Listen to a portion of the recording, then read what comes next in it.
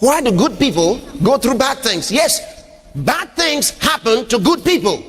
And the reason bad things happen to good people is not to destroy them, but they attract them. Let's say two of your friends are at each other's truth. I want to show you something about the judgments of God. All right? You don't come in to say, okay, this is the guy that's right and this is the guy that's wrong, and siding with one against the other. No, the judgments of God don't come that way. The judgments of God come in to lead both into a higher way of life. He doesn't try to find out who's right and who's wrong. What he comes to show is the righteousness of God. He takes them away from their realm of carnality, where they're struggling against each other. He doesn't join one against the other. No. Never sides in with this one against this. He shows them the righteousness of God and takes them to a higher plane of life. That's your ministry. Did you hear me? That's your ministry. Practice the judgments of God. That's God's ways of doing things. Hallelujah. Okay. Did you get anything there? So that's number one, having to do with the tongue, the ways of life. Put your tongue right. Learn to talk right. Put your tongue right. I don't know, this thing is killing me. You ever hear anybody talk like that? No, they think it's fashionable to talk like that. I've been on this job, this thing is killing me. It won't be long before it happens. And then they say they don't know what happened because she's so nice. She's such a wonderful girl. She's so wonderful. The company loves her. She's being number one on the job. Then something happens. And they say, why is life like this? Why do good people go through bad things? Yes, bad things happen to good people.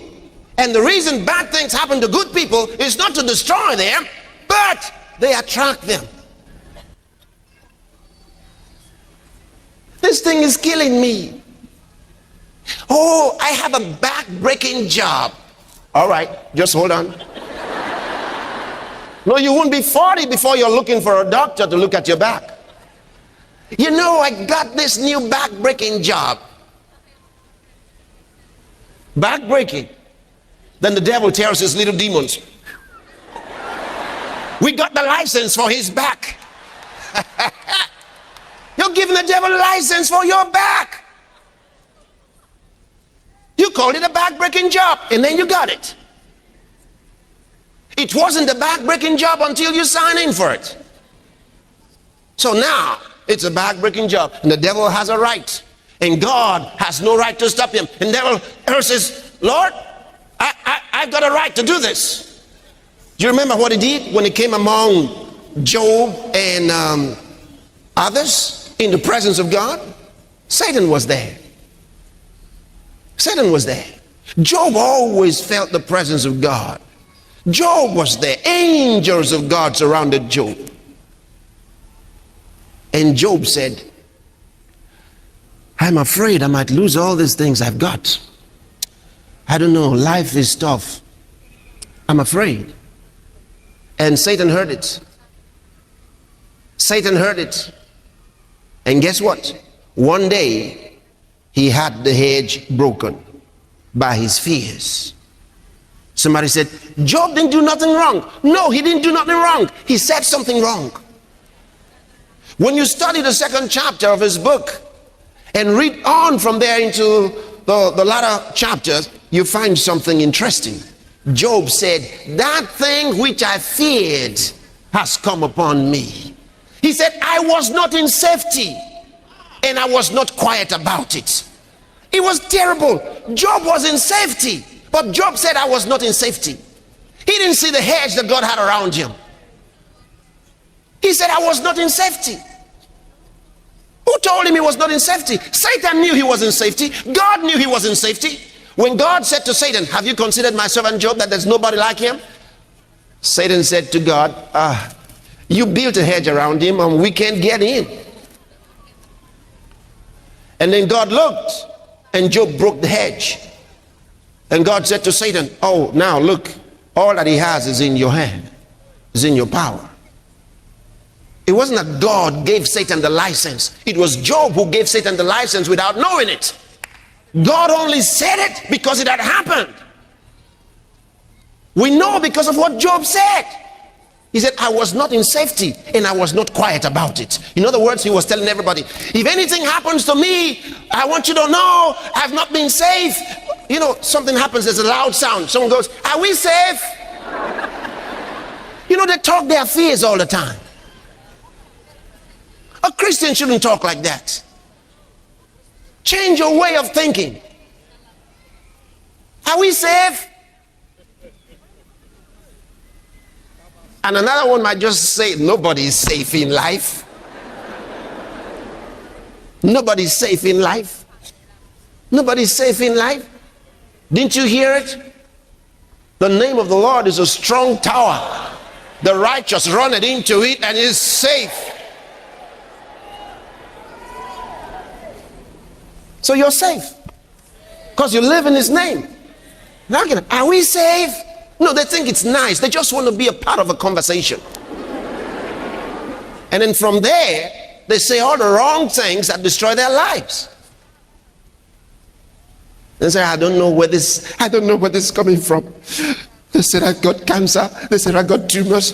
I don't know where this is coming from. You don't know where it's coming. It's coming from your mouth. Hey, I didn't say any bad thing in the last 2 weeks. No, it's not one of the last 2 weeks. The last 2 years, brother. So you want to change things from now. You say, I propose to begin to train myself to say the right thing. See, you are where you are today because of what you said yesterday.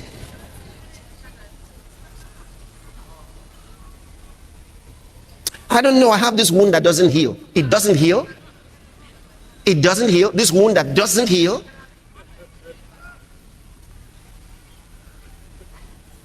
Let me show you something from the Bible. Where are you now? Where did I ask you to open? Where are you? Okay, go back to James. James chapter 3. Let me show you something. See, the Christian has a way of life. Says, thou hast made known to me the ways of life. Hallelujah. James chapter 3. From verse 3. You read verse 2 already. Behold, we put bits in the horses' mouths that they may obey us, and we turn about their whole body. Behold also the ships, which though they be so great and are driven of fierce winds, yet are they turned about with a very small helm, whithersoever the governor listeth.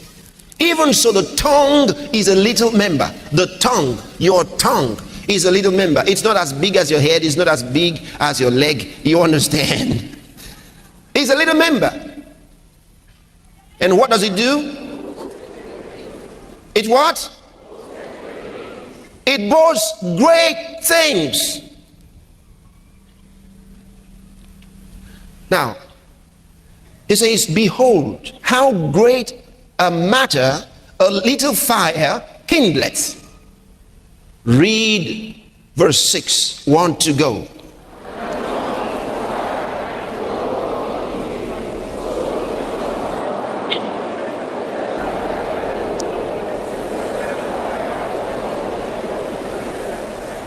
Did you hear that?